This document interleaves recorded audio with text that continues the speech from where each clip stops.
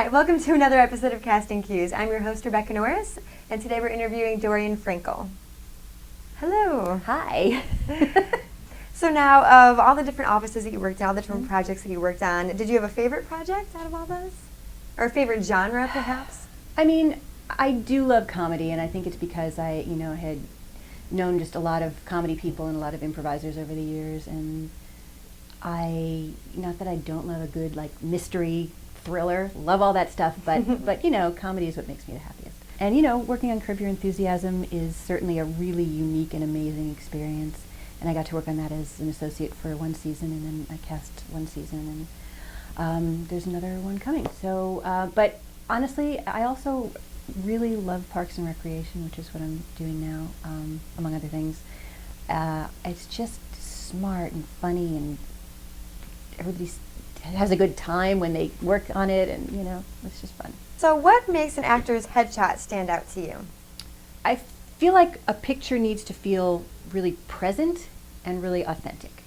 The pictures that tend not to work for people are things that feel like I'm trying to look like this and I'm trying to look like that. It's funny because we had on a show, there was a character called Weird Woman, and that's what the breakdown said.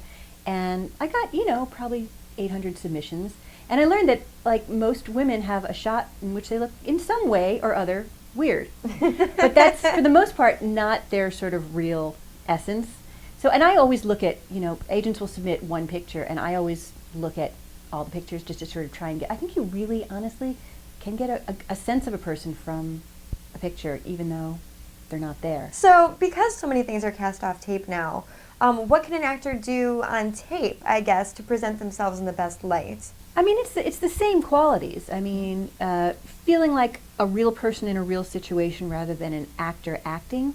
Especially, the camera picks up stuff. You certainly don't want to be, unless the tone of the show is in particular, you have to sort of understand the tone of the show, obviously. But things do tend to look a little more heightened when people are watching, in a little tiny screen on their computer. So do you have any final thoughts for actors that you'd like to Good heavens. Final thoughts. As someone who has an acting background, I understand, acting is fun, and you want to do something, and you want to create, and it feels good to come up with something you think is good. And what's really important to understand when you're coming into a room is that your job is to tell the story that's already been written. And I think sometimes that creativity ends up telling a different story, and that's not going to get you the job, because it may veer off from the actual story that's being told, or just not sort of be in keeping with what that character needs to serve in the story, what their purpose is.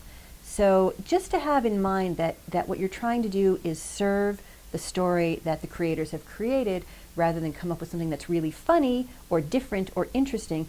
And I know sometimes people have said, well, I always try to do something a little different than everybody else to stand out.